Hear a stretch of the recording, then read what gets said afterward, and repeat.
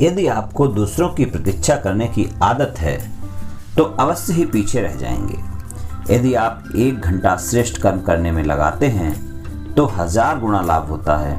अगर आप 1 घंटा व्यर्थ कर्म करने में गंवाते हैं तो 1000 गुना हानि होगी।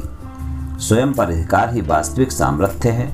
दूसरों पर अधिकार असली शक्ति का परिचायक नहीं है। अल्प बुद्धि व्यक्ति थोड़ा सा ज्ञान प्राप्त कर लेने पर ही स्वयं को महान विद्वान समझने लगता है। कोई भी कार्य करने से पूर्व एक क्षण रुकें, उसके परिणाम के बारे में सोचें, फिर कार्य प्रारंभ करें। अपने समय को सर्वोत्तम ढंग से प्रयोग करने के लिए बड़ी शक्ति की आवश्यकता होती है। इसलिए धैर्य, नम्रता और सहनशक्ति धारण करो। अगर आप सदा स्वयं की दूसरों के साथ तुलना करते रहते हैं तो आप अवश्य ही या तो अहंकार के अथवा ईर्ष्या के शिकार हो जाएंगे। समस्याएं चाहे कैसी भी हों, परंतु इनसे घबराइए मत, बल्कि इन्हें परीक्षा समझकर पास कीजिए। जिन 4 बातों ने हमारे जीवन को बर्बाद किया है वे हैं मैं और मेरा, तू और तेरा। इसलिए इनको भूलने का प्रयास करें। ज्ञान सबसे बड़ा धन है। स्वयं से पूछें, मैं कितना धनवान हूँ। यदि आपके मुख से गंदे बोल निकलते हैं तो आपका मन कैसा होगा, सोचें।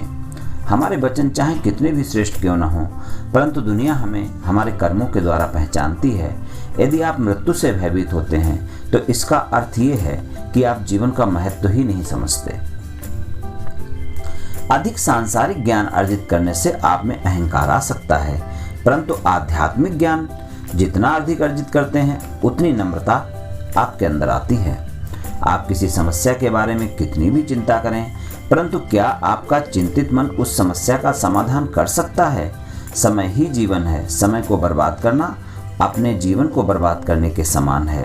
किसी दूसरे व्यक्ति की आलोचना करने से पहले हमें अपने अंदर झांककर देख लेना चाहिए। किसी चीज को समझने के लिए ज्ञान की आवश्यकता होती है, किंतु उसे महसूस करने के लिए अनुभव की आवश्यकता होती है। एक बार आपको कुछ न करने की आदत पड़ जाए तो आप पाएंगे कि व्यस्त होने के लिए समय ही नहीं बचता।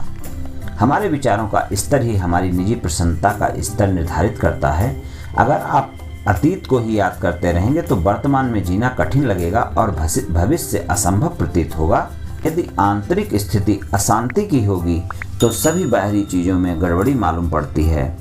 आपके मुख से उच्चारित सभी शब्दों में से कितने शब्द परमात्मा के प्रति होते हैं, इस बात पर विचार करना चाहिए।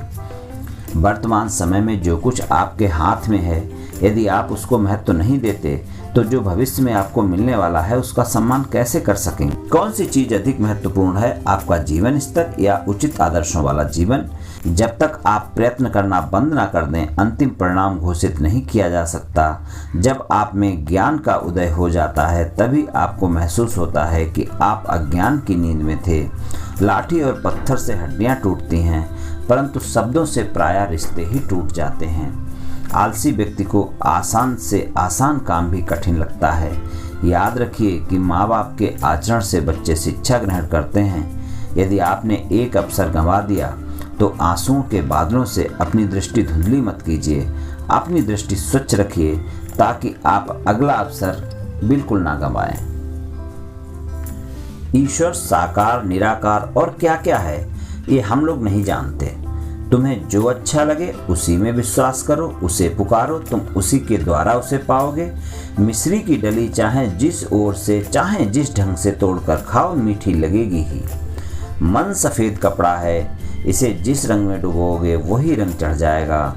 व्याकुल प्राण से जो ईश्वर को पुकारते हैं उन्हें गुरु करने की कोई आवश्यकता नहीं है। पतंगा एक बार रोशनी देखने पर फिर अंधकार में नहीं जाता। चींटियां गुड़ में ही प्राण दे देती हैं पर वहां से लौटती नहीं।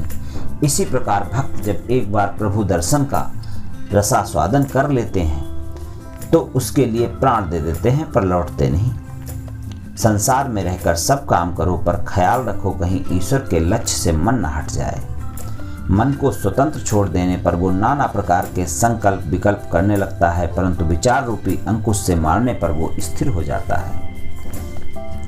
हरि नाम सुनते ही जिसकी आंखों से सच्चे प्रेमाश्रु बह निकलते हैं वही नाम प्रेमी है। डुबकी लगाते ही जाओ, रत्न अवश्य मिलेगा। धीरज रखकर साधना करते रहो, यथा समय अवश्य ही तुम्हारे ऊपर ईश्वर की कृपा होगी।